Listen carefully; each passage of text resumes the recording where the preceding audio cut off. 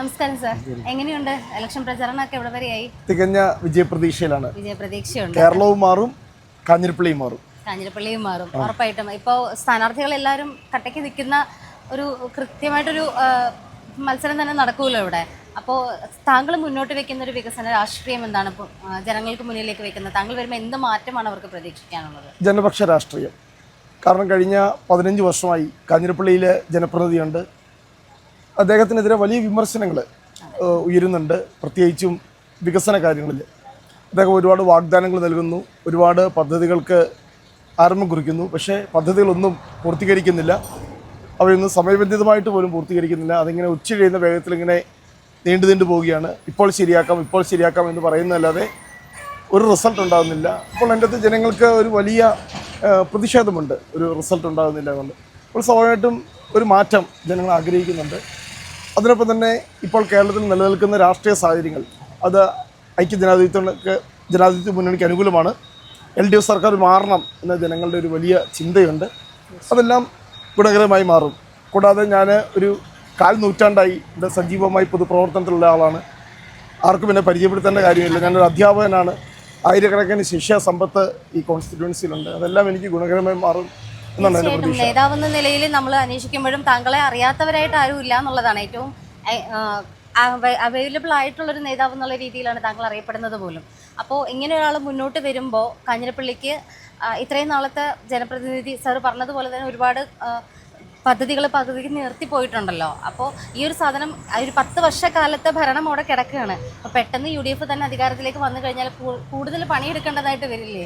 ഇല്ല, കാരണം ഞാൻ ഇതുമായി ബന്ധപ്പെട്ട് ഉള്ള കാര്യങ്ങൾ അന്വേഷിച്ചപ്പോൾ ഇപ്പോൾ ഈ കോൺസ്റ്റിറ്റ്യുവൻസിയിൽ 2 പ്രധാനപ്പെട്ട പ്രശ്നങ്ങളുണ്ട്. ഒന്ന് ഈ പറയുന്ന കറുകച്ചാൽ ബൈപ്പാസ്, ഒന്ന് ഈ കോൺസ്റ്റിറ്റ്യുവൻസിയുടെ അങ്ങേയറ്റത്തുള്ള കാഞ്ഞിരപ്പള്ളി ബൈപ്പാസ്.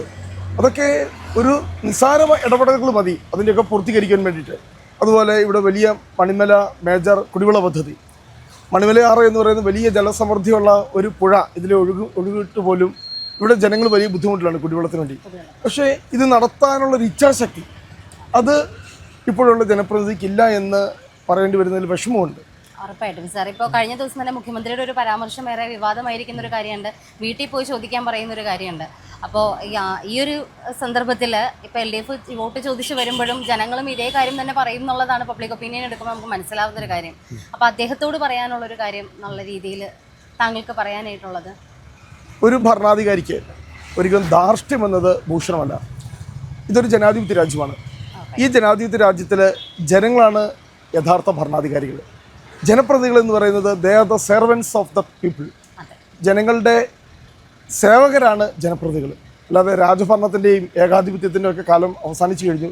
ഇപ്പോൾ ജനങ്ങൾക്ക് കൃത്യമായി വിലയിരുത്തലുണ്ട്, അഭിപ്രായങ്ങളുണ്ട്. അപ്പോൾ അവരിതെല്ലാം വിലയിരുത്തുന്നുണ്ട്. ഒരു ഭരണാധികാരിയുടെ സമീപനവും രീതിയും ജനങ്ങൾ വിധി എഴുതട്ടെ. ഞങ്ങൾക്ക് ആ വിധി എഴുത്ത് എന്തായിരിക്കും എന്നതിനകത്ത് ഞങ്ങൾക്ക് ഒരു സംശയമില്ല.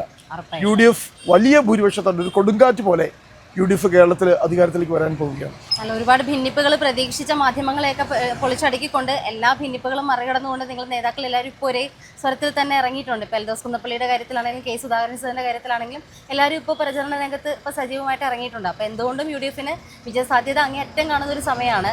അപ്പോൾ കൃത്യമായിട്ടും ഈ ഒരു രീതിയിലേക്ക് ഭരണം വരികയാണെന്നുണ്ടെങ്കിൽ കാഞ്ഞിരപ്പള്ളിക്ക് ഇപ്പോൾ അധികാരത്തിൽ നിങ്ങളുടെ ഭരണം കൂടി ഉണ്ടെങ്കിൽ സാറിൻ്റെ ഒരു വിജയം അത്രയ്ക്ക് ഇവിടെ സപ്പോർട്ടീവായിട്ട് മാറും എന്നുള്ള കാര്യം ഉറപ്പാണ്.